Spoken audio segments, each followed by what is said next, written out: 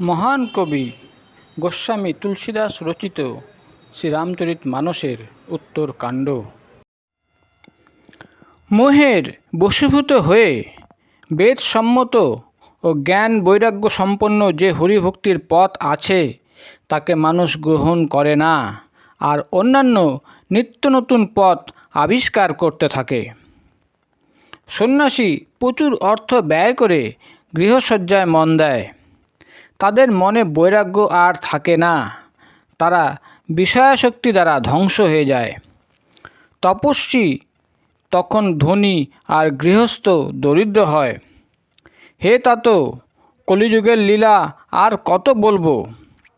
কুলবধূ ও সতী নারীকে পুরুষ বাড়ি থেকে তাড়িয়ে দেয়, আর সদাচার ছেড়ে দাসীকে গৃহে স্থান দেয়। পুত্র বিবাহের পর তার মা বাবাকেও মানে না। শ্বশুরালয় প্রিয় আর পূর্বের আত্মীয় স্বজন শত্রুসম হয়ে যায়। রাজা সকল পাপাসক্ত হয়ে যায়, তাদের মধ্যে ধর্মের প্রভাব থাকে না। তারা প্রজাকে সতত বিনা অপরাধে দণ্ড দান করে ও তাদের দুর্দশার কারণ হয়। ধনী ব্যক্তি মলিন ও নিম্নজাতির হয়েও কুলীন হয়ে বসে। দ্বিজের চিহ্ন কেবলমাত্র উপবীতেই থাকে, আর তপস্বীর পরিচয় হল অনাবৃত দেহ। যারা বেদ ও পুরাণ মানে না, তারাই কলিযুগে হরিভক্ত ও প্রকৃত সন্ত তকমা পায়। তখন কবি অজস্র হয়, কিন্তু তাদের ধারক কেউ থাকে না। গুণে দোষ ধরবার লোক অনেক থাকলেও প্রকৃত গুণীর অভাব হয়। কলিযুগে বারে বারে দুর্ভিক্ষ হয়। অন্ন বিনা লোকে অনাহারে মারা পড়তে থাকে। হে পক্ষীরাজ শ্রী গরুর, শুনুন। কলিযুগে ছলচাতুরি, হঠকারিতা, দম্ভ, দেশ, ভণ্ডামি, অহংকার, মোহ ও কামাদি আর মদমত্ততা সমগ্র ব্রহ্মাণ্ডে পরিব্যাপ্ত হয়। মানুষ জপ, তপস্যা, যজ্ঞ, ব্রত আর দান আদি ধর্ম তামসীভাবে করে। তখন দেবতা পৃথিবীতে জল বর্ষণ করে না, আর বোনা ধান বাড়ে না। আভরণহীন নারী দেহে তখন কেবল কেশবিন্যাস থাকে। তাদের সতত ক্ষুধা পায়, আর তারা অতৃপ্ত হয়ে দিন কাটায়। তাদের দুঃখের কারণ হয় তাদের সম্পদহীনতা আর বিভিন্ন ধরনের আসক্তি। ধর্মে প্রীতি বিরহিত থেকে সেই মূর্খগণ সুখ কামনা করে। অল্পবুদ্ধি নারীগণ রূঢ় ব্যবহার করে, আর নারীস্বরূপ কোমলতা অদৃশ্য হয়।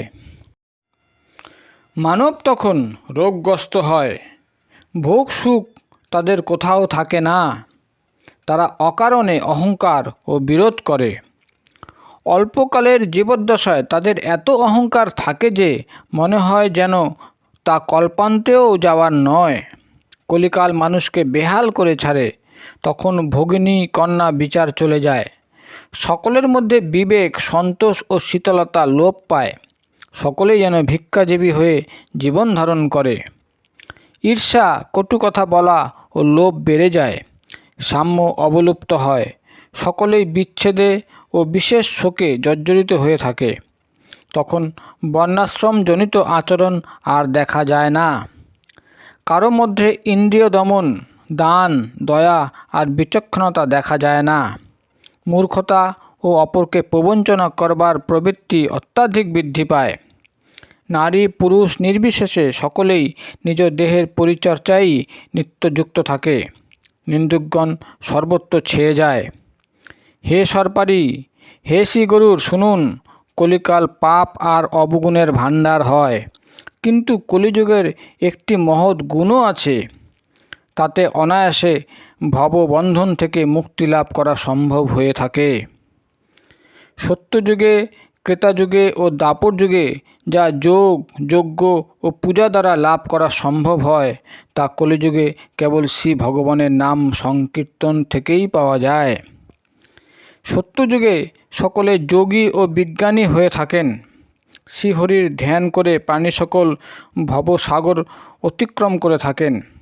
ত্রেতাযুগে সকলে বহু রকমের যজ্ঞ সম্পাদন করেন আর সকল কর্ম শ্রীপ্রভুকে সমর্পণ করে ভবসাগর পার হয়ে যান। দ্বাপর যুগে শ্রী রঘুপতির শ্রীচরণ পূজা করে মানব ভবে মুক্তি পেয়ে থাকেন, সেইখানে অন্য কোনো উপায় নেই। আর কলিকালে তো কেবল শ্রীহরির লীলা সংকীর্তন করেই মানব ভবসাগর অতিক্রম করে থাকেন। কলিযুগে তো যোগ যজ্ঞ জ্ঞান কিছুই নেই। শ্রীরামচন্দ্রের গুণ সংকীর্তন তখন একমাত্র পথ। অতএব অন্য সকল ভরসা ত্যাগ করে যে প্রভু শ্রীরামচন্দ্রের ভজনা করে আর সানুরাগে তার লীলা সংকীর্তন করে, সেই ভবসাগর অতিক্রম করে। এই পথ সতত সত্য। কলিযুগে নামের প্রভাব প্রত্যক্ষ করা সম্ভব। কলিযুগের এক পবিত্র মহিমা যে তাতে মনে শুদ্ধ চিন্তার দ্বারা পুণ্য লাভ হয়, কিন্তু এর বিপরীত অশুভ চিন্তায় মানসিক পাপ হয় না। বিশ্বাস ধারণ করলে কলিযুগ সম অন্য কোনো যুগ নেই, কারণ এই যুগে শ্রীরামচন্দ্রের নির্মল গুণ সংকীর্তন করেই মানব অনায়াসে ভবরূপ সমুদ্র অতিক্রম করে।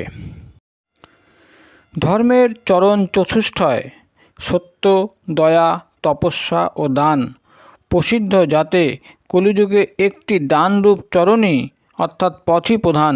যেভাবেই হোক না কেন দান করলে মঙ্গল হয়ে থাকে। শ্রীপ্রভু শ্রীরামচন্দ্রের মায়ার প্রভাবে সকলের অন্তরে সকল যুগধর্ম সতত বিদ্যমান থাকে। শুদ্ধ সত্যগুণ, সমতা, বিজ্ঞান আর মনের প্রসন্নতা সত্যযুগের প্রভাবে হয়ে থাকে। সত্যগুণ অধিক ও রজগুণ অল্প, কর্মে প্রীতি আর সর্বতোভাবে সুখ ত্রেতাযুগের ধর্ম হয়ে থাকে। রজগুণের আধিক্য আর তার সঙ্গে অল্প সত্যগুণ ও তমগুণ, মনে আনন্দ ও ভয়। দ্বাপরের কর্ম, তমগুণের প্রাবল্য, রজগুণের স্বল্পতা, চতুর্দিকে কলহ বিবাদ, এই সকল কলিযুগের প্রভাব। বিজ্ঞ ব্যক্তিগণ যুগধর্মকে চিনে নিয়ে অধর্ম ছেড়ে ধর্মে প্রীতি করে থাকেন। যার অন্তরে শ্রী রঘুপতির চরণে প্রগাঢ় অনুরাগ থাকে, তাকে কালধর্ম অর্থাৎ যুগধর্ম প্রভাবিত করতে পারে না। হে পক্ষীরাজ, অভিনেতার কপট চরিত্র দর্শকদের জন্য বিকট হলেও তা অভিনেতার সেবককে প্রভাবিত করতে পারে না। শ্রীহরির মায়াসৃষ্ট দোষ ও গুণ শ্রীহরির ভজনা ছাড়া দূর হয় না। এই সিদ্ধান্তে উপনীত হয়ে সকল কামনা ত্যাগ করে নিষ্কামভাবে শ্রীরামচন্দ্রের ভজনা করা উচিত। হে পক্ষীরাজ, সেই কলিকালে আমি বহুদিন অযোধ্যায় বাস করেছিলাম। একবার সেইখানে দুর্ভিক্ষ হলো, তখন আমি বিপদ দেখে অন্যত্র গমন করলাম।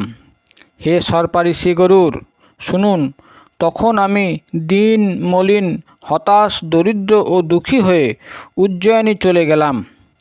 কিছুকাল পরে কিছু সম্পদ লাভ করে আমি আবার সেইখানে ভগবান শ্রী শঙ্করের আরাধনা করতে লাগলাম।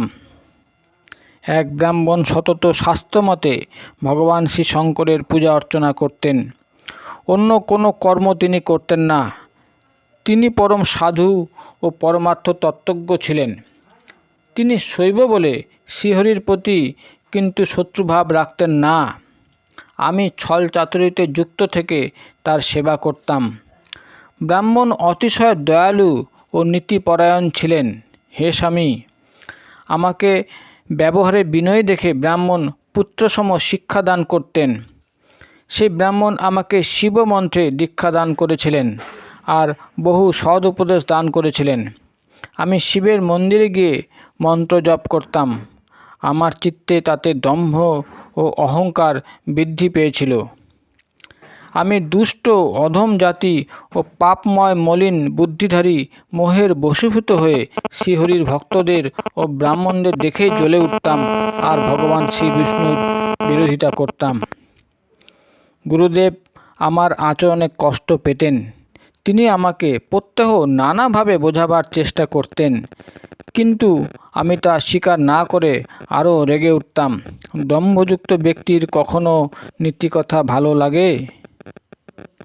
একবার গুরুদেব আমাকে ডেকে পাঠালেন আর নানাভাবে পরমার্থ তত্ত্ব বোঝালেন আর বললেন, ভগবান শ্রী শঙ্করের সেবার ফল এই যে তার প্রভু শ্রীরামচন্দ্রের চরণে প্রগাঢ় ভক্তি লাভ হয়। হে তাত ভগবান শ্রী শঙ্কর ও ভগবান শ্রী ব্রহ্মাও প্রভু শ্রীরামচন্দ্রের ভজনায় নিত্য যুক্ত থাকেন, তাহলে অধম মানুষের আর কি কথা? ওরে অভাগা, যে শ্রীচরণে ব্রহ্মা ও শিব অনুরাগ ধারণ করেন তার তুই বিরোধিতা করে সুখ কামনা করিস?